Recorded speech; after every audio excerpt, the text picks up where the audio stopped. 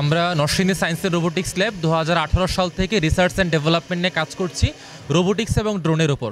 So তারই ফলস্বরূপ হচ্ছে আজকে আমাদের এই প্রজেক্টটি, এটা হচ্ছে একটি প্রোটোটাইপ প্রোডাক্ট যেটি মিলিটারি সিস্টেমের জন্য তৈরি করা, এবং বাংলাদেশে প্রথমবারের মতো আমরাই বেসরকারি পর্যায়ে আমরা সামরিক ড্রোন তৈরি করছি। এবং এই ড্রোনটি হচ্ছে আমাদের নেপথ্যে সবথেকে বড় ইন্সপিরেশন হচ্ছে দেশীয় প্রযুক্তিতে আমাদের দেশকে স্বয়ংসম্পূর্ণ করা।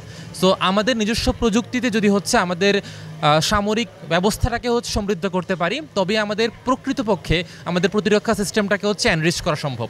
সো এই লক্ষ্যে আমাদের এই প্রোডাক্ট ডেভেলপমেন্ট নিয়ে কাজ করা। এখন পর্যন্ত প্রায় 9 লক্ষ টাকারও বেশি খরচ হয়েছে, এবং আমরা বায়াক্তার TB2 সমতুল্য ড্রোনগুলো বাংলাদেশে তৈরি করতে চাই।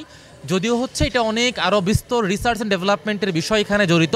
আমরা চাই সরকারের পরিপূর্ণ সাপোর্ট এবং একটা প্ল্যাটফর্ম, যে প্ল্যাটফর্ম ধরে আমরা ওই সমতুল্য ড্রোনগুলো বাংলাদেশে তৈরি করতে পারবো ইনশাল্লাহ। আমরা যখন দেখি আমাদের পার্শ্ববর্তী দেশসহ অনেক দেশে নিজেদের নিজস্ব নিরাপত্তা ব্যবস্থার মাধ্যমে অন্য শত্রুপক্ষকে নিয়ন্ত্রণ করতে পারছে, বাট আমাদের নিজস্ব কোনো প্রযুক্তি এখন পর্যন্ত ডেভেলপ হয় নাই এবং কোনো পরিকল্পনা নেই সরকারের পক্ষ থেকে।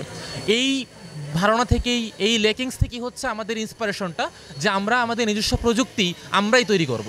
তার লক্ষ্যে আজকের আমাদের ইনোভেশনটি।